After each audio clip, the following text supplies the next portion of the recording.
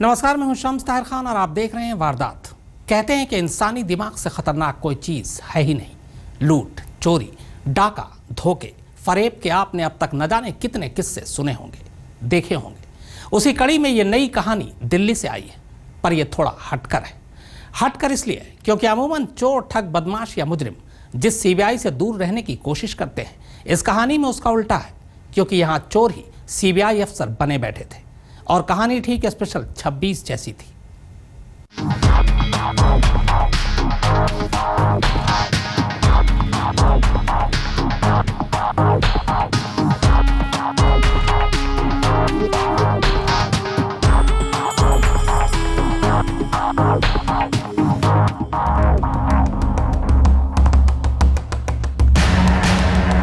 ये I card, ये visiting cards,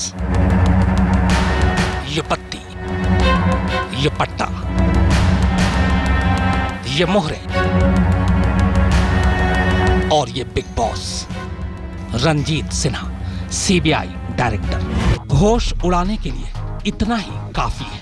अब जाहिर है जिसके पास ये सारी चीजें और पावर हो, वो तो कुछ इसी अंदाज में निकलेगा, इसी अंदाज में कहीं भी छापे मारेगा और इसी अंदाज में किसी को भी लूटेगा।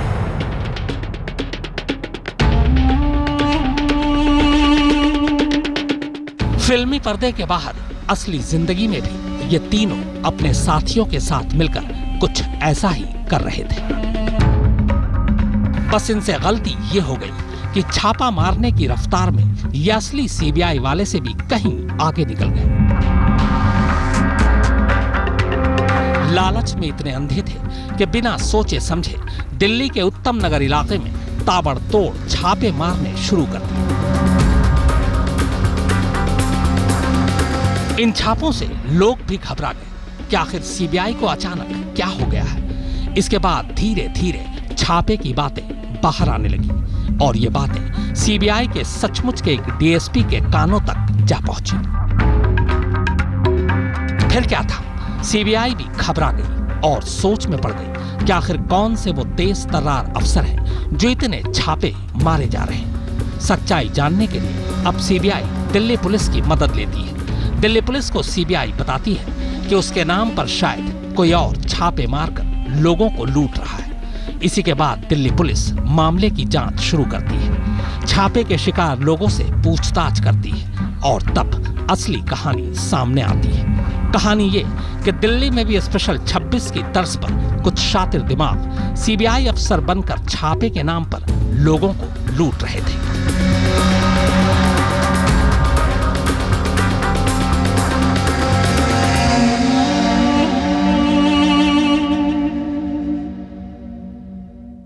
हमारे पास सीबीआई के डायरेक्टर एक डीएसपी अनिल कुमार जी की कंप्लेंट आई। उस कंप्लेंट के आधार पर उन्होंने बताया कि यहाँ उत्तम नगर के इलाके में एक जगह पर इस तरह के ये नकली आइडेंटिटी कार्ड बनाते हैं और वो खुद भी अपने आप को सीबीआई का नॉर्थ वेस्ट इंडिया का इन्फॉर्मर बता रहा था। इसके बाद उधर पुलिस सच्चाई तक पहुंची और इधर सीबीआई के सारे सामान यूं दिल्ली पुलिस के एक थाने की मेज पर सज चुके थे।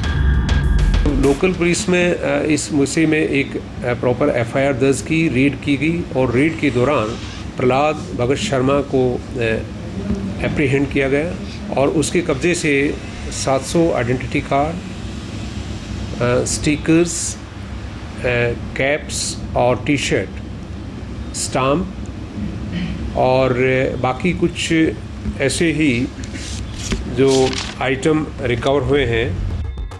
अब तस्वीर कुछ यूं बनी है कि जो दूसरों को अब तक फर्जी तरीके से गिरफ्तार करने की धौंस दिया करते थे, वो असलियत में खुद गिरफ्तार हो चुके थे। फिलहाल 3 पकड़े गए, पर तीनों ने दिल्ली में अब तक कितनों को ठगा या कितनी जगह सीबीआई के नाम पर छापे मारे, खुद इन्हें इसकी गिनती याद नहीं। पकड़े गए तीनों शातिर में से एक पिछले 5 सालों से नकली सर्टिफिकेट और आई कार्ड बनाने के धंधे में था, जबकि दूसरा कंप्यूटर की डिजाइनिंग में माहिर है और तीसरा प्लानिंग में। किसी भी गुनाह का भांडाफोड़ होने की कोई ना कोई वजह जरूर होती है। इस बार भी मुलजिमों का लालच ही उनके पकड़े जाने की वजह बना। हुआ यूं कि नकली सीबीआई वालों ने सीबीआई के नाम पर इतने छापे मारे कि ये छापे चर्चा का विषय बन गए और बात होते होते असली सीबीआई तक जा पहुंची और इनका भांडाफोड़ हो गया। कैमरामैन जिनेंद्र शर्मा और मनोरंजन कुमार के साथ मुनीश देवगन, दिल्ली आज तक। तो ये तो दिल्ली की स्पेशल 26 वाली टीम थी, पर इंसानी दिमाग के फितूर की जो कहानी अब हम आपको सुनाने और दिखाने जा रहे हैं, उसे देख और सुनकर आप भी दंग रह जाएंगे। सोना गिरवी रखवाकर पैसे देने वाली एक मशहूर कंपनी के दफ्तर में दिन दहाड़े 5 करोड़ रुपए कैसे लुट जाते हैं, पहले आप ये लाइव देखिए, बाकी की कहानी उसके बाद। 1 अक्टूबर 2013 दोपहर के 2 बजे मणप्पुरम गोल्ड लोन का दफ्तर नासिक। इस वक्त इस दफ्तर में सब कुछ नॉर्मल है, बिल्कुल किसी आम दिन की तरह। लोग अपनी अपनी जगह पर बैठे काम कर रहे हैं। तभी अचानक कुछ पुलिस वाले एक नकाबपोश मुलजिम को लेकर दफ्तर में दाखिल होते हैं। पुलिस को देखते ही दफ्तर के गेट पर तैनात सिक्योरिटी गार्ड भी पीछे हट जाता है। अब सभी के सभी पुलिस वाले मुलजिम को लेकर दफ्तर के अंदर दाखिल हो चुके हैं। वो आते ही ऐलान करते हैं कि उन्हें यह खबर मिली है कि इस शातिर मुलजिम का यहां इस दफ्तर में आना जाना है, लिहाजा यहां काम करने वाले सभी लोगों से उसकी शिनाख्त करवानी बेहद जरूरी है। पुलिस वालों का हुक्म मिलते ही यहां काम करने वाले तमाम लोग काउंटर से बाहर दफ्तर के सामने वाले हिस्से में जमा हो जाते हैं। इसी बीच एहतियात से काम लेते हुए वो दफ्तर के सिक्योरिटी गार्ड से भी अंदर आकर दफ्तर का शटर फौरन बंद कर लेने को कहते हैं। पुलिस वालों का हुक्म मानकर वो ठीक वैसा ही करता है जैसा उससे कहा जाता है। तब तक पुलिस वाले उस नकाबपोश मुलजिम को गेट के पास ही एक कोने में बिठाए रखते हैं। अब पुलिस वाले मुलजिम की पहचान के लिए उसके चेहरे से नकाब हटाते हैं और बस यहीं कुछ ऐसा हो जाता है कि यहां मौजूद तमाम लोगों के होश उड़ जाते हैं। चेहरे से नकाब हटते ही मुलजिम अपनी जगह पर खड़ा हो जाता है और अपनी कमर से पिस्टल निकाल लेता है। फिर इससे पहले कि गोल्ड लोन के दफ्तर में काम करने वाले ये लोग कुछ समझ पाते, वो उनकी तरफ पिस्टल तानकर उन्हें अपनी अपनी जगह पर बैठ जाने का हुक्म देता है। जो लोग गन देखकर थोड़ा पीछे हटने की कोशिश करते हैं, उन्हें इस मुलजिम के साथ आए पुलिस वाले दबोचकर एक जगह पर बिठा देते हैं और फिर वही होता है जिसकी उम्मीद की जा सकती है, क्योंकि अब ये साफ हो गया था कि ये पुलिस नकली है। क्रिमिनल और पुलिस के भेष में आए बदमाश दफ्तर के मैनेजर से सबसे पहले हथियारों की नोक पर लॉकर की चाबी लेते हैं और फिर वहां रखे तमाम रुपए और जेवर निकाल लेते हैं। कैश और जेवर की कुल कीमत करीब 5 करोड़ थी। Tughlaq road police station. Hello. जय हिंद। जय हिंद। सीबीआई वार्ड 16 से अजय सिंह बोल रहा हूँ। नकली सीबीआई अफसरों पर बनी Akshay Kumar starrer film special 26 की तर्ज पर हुई इस लूट की वारदात को यहां काम करने वाले तमाम मुलाजिमों के साथ साथ सिक्योरिटी गार्ड भी तमाशबीन की तरह देखता रहता है। ये बदमाश न सिर्फ दफ्तर के टेलीफोन के तमाम तार काट देते हैं, बल्कि सीसीटीवी कैमरों को भी नुकसान पहुंचाते हैं। और तो और वो जाते जाते तमाम लोगों के मोबाइल फोन लेकर दफ्तर का शटर बाहर से ताला लगाकर बंद कर जाते हैं। शाम तकरीबन 6 बजे इस दफ्तर के बाहर से गुजर रहे एक शख्स को दफ्तर के बहुत जल्दी बंद हो जाने पर शक होता है। पहले तो वो शटर के बाहर से ही अंदर का हाल समझने की कोशिश करता है और फिर शक होने पर पुलिस को फोन करता है। पुलिस वारदात के तकरीबन 4 घंटे बाद खबर मिलने पर मौके पर पहुंचती है और दफ्तर में कैद तमाम लोगों को आजाद करवाती है।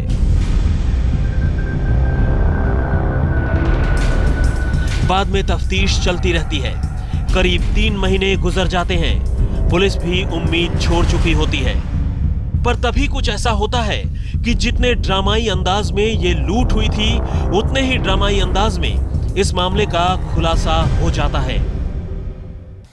कई बार जब इंसान की बनाई पुलिस गुनहगारों का हिसाब नहीं कर पाती, तो तकदीर इंसाफ करती है। फिल्म स्पेशल 26 की तर्ज पर हुई लूट की इस बड़ी वारदात को लेकर पुलिस के पास कोई सुराग नहीं था। वर्दी वालों के हाथ पांव ढीले पड़ चुके थे, लेकिन तभी कुछ ऐसा हुआ कि लूट की इस वारदात का एक ही झटके में खुलासा हो गया। नकली सीबीआई अफसरों और उनके लूटपाट के तौर तरीके पर बनी इस फिल्म को देखकर जब लोग थिएटरों में तालियां पीट रहे थे, मुंबई के करीब नासिक में बदमाशों का एक गैंग इसी फिल्म को देखकर एक बड़ी वारदात को अंजाम देने का तरीका सीख रहा था।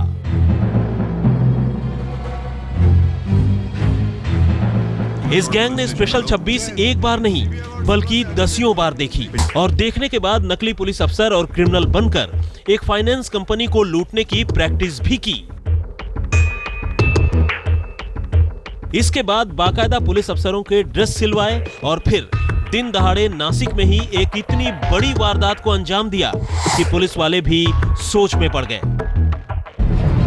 ये शायद इन बदमाशों की तैयारी का ही असर था कि पुलिस अफसरों और क्रिमिनल के भेष में अंजाम दी गई इस वारदात के सीसीटीवी फुटेज होने के बावजूद 3 महीने गुजर जाने पर भी किसी के पास इस वारदात का कोई सुराग नहीं था।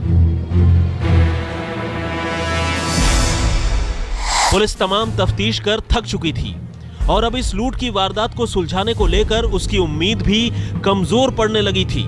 लेकिन तभी कुछ ऐसा हुआ कि इस वारदात के गुनहगार अपने आप उसके जाल में आ फंसे। ठाणे में सड़क के किनारे ड्यूटी दे रहे एक पुलिस वाले ने अचानक एक अजीब सा मंजर देखा। सड़क से गुजरती एक तेज रफ्तार कार से एक शख्स ने छलांग लगा दी और बेतहाशा भागने लगा। ये देख पुलिस वाले के भी कान खड़े हो गए और उसने फौरन उस शख्स का पीछा करना शुरू कर दिया। थोड़ी कोशिश के बाद अब वो पुलिस के शिकंजे में था और कार में सवार बाकी लोग भाग चुके थे। लेकिन इसके बाद जब कार से कूदे शख्स से पूछताछ शुरू हुई तो उसने जो खुलासा किया उसे सुनकर पुलिस वाले भी चौंक उठे।